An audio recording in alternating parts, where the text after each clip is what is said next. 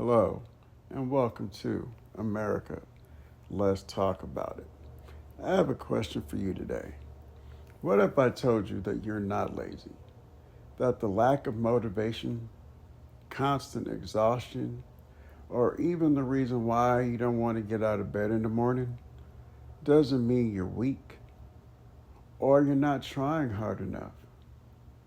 Speaking for myself, I know for years that I actually believed I was lazy.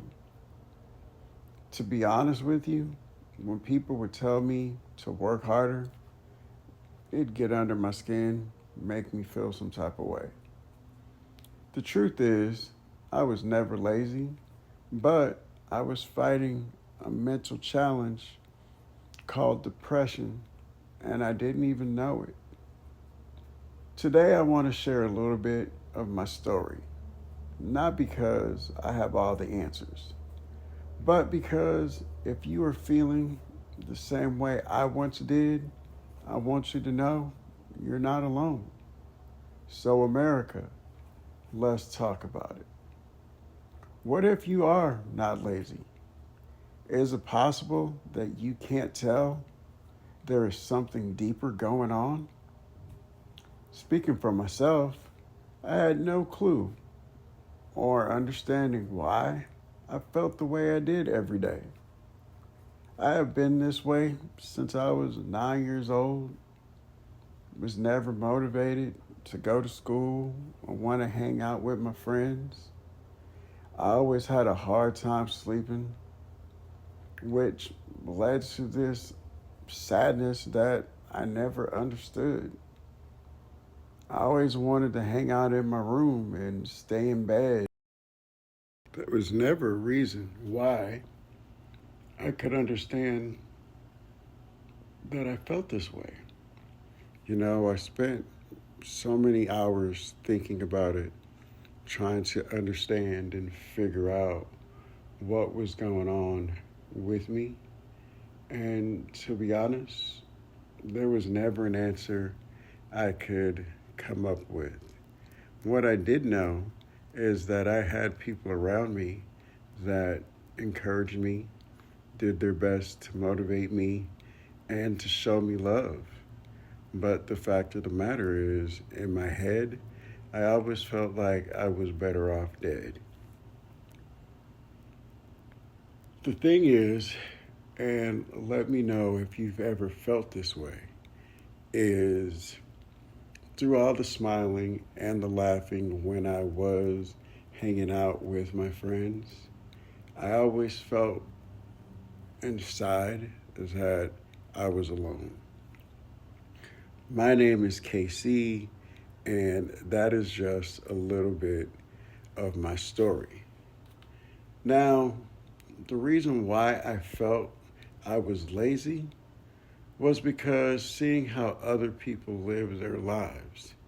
And if you don't mind, I'm just gonna go into that a little bit because the reason why I felt like that was I would go to a friend's house and I would just see how clean their house was. There were no clothes on the floor, the dishes were always clean, and their beds were always made.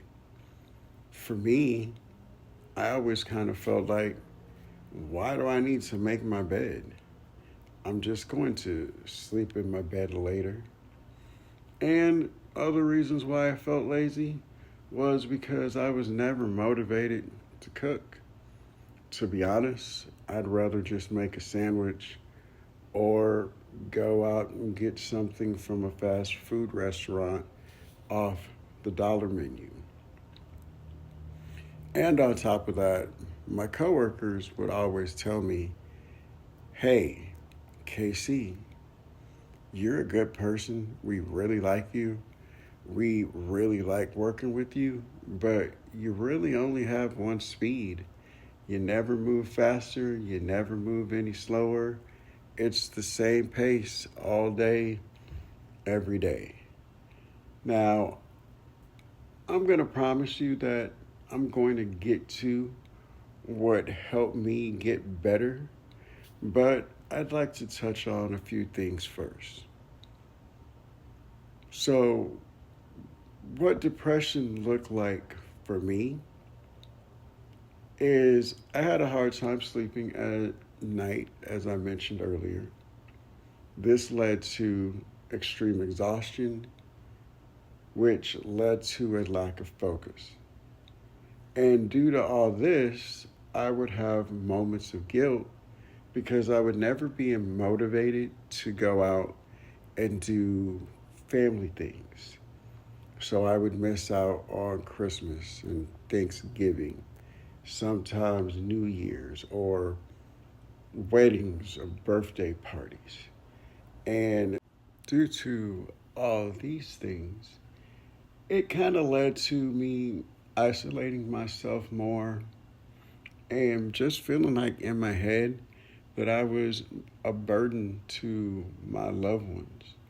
So this created more of a issue for me.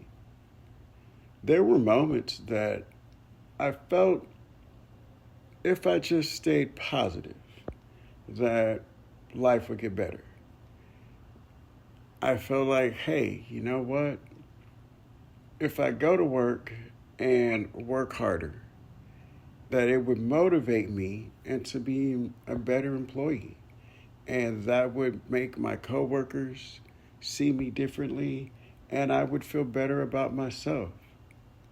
The reality is, depression doesn't care about how motivated you are.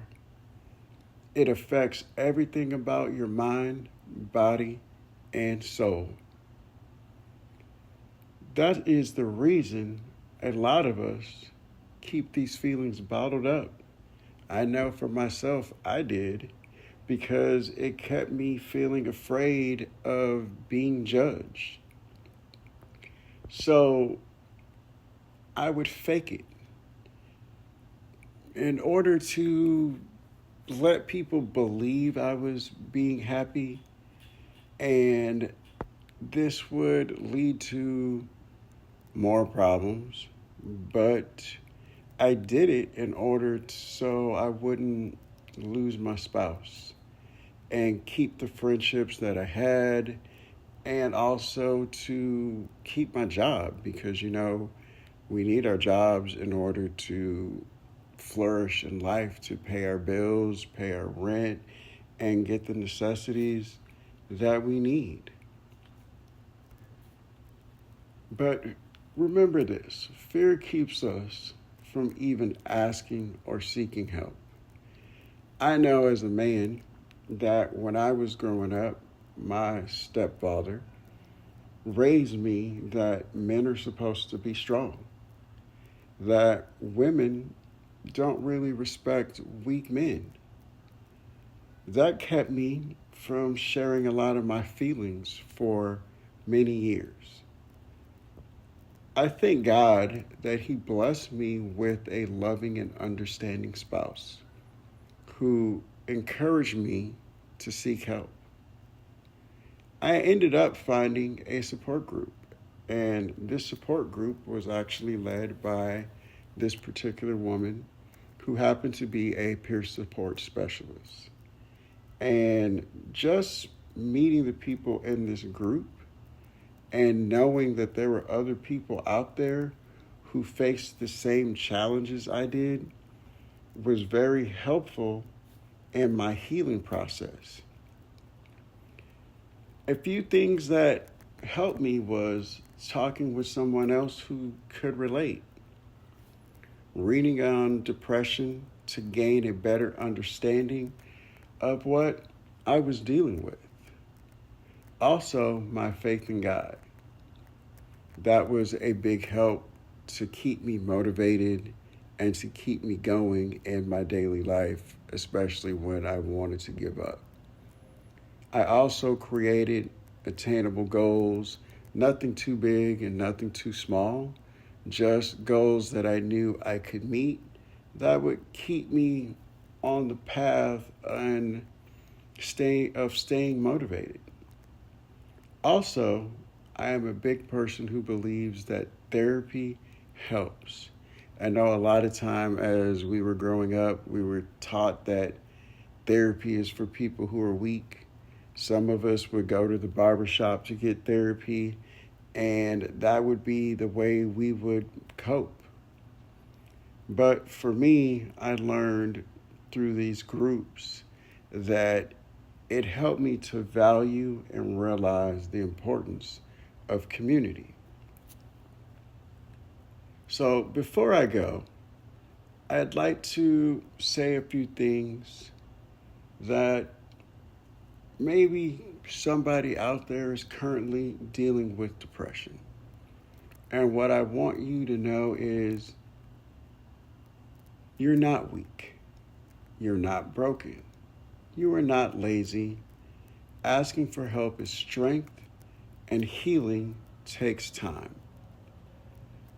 I can't promise you tomorrow will be easier, but what I can promise you is you don't have to fight this alone. If this conversation helped you, please subscribe to America. Let's talk about it. On this show, we have honest conversations about mental health, recovery, faith, and the challenges we all face. Until next time, take care of yourself, and remember, let's talk about it.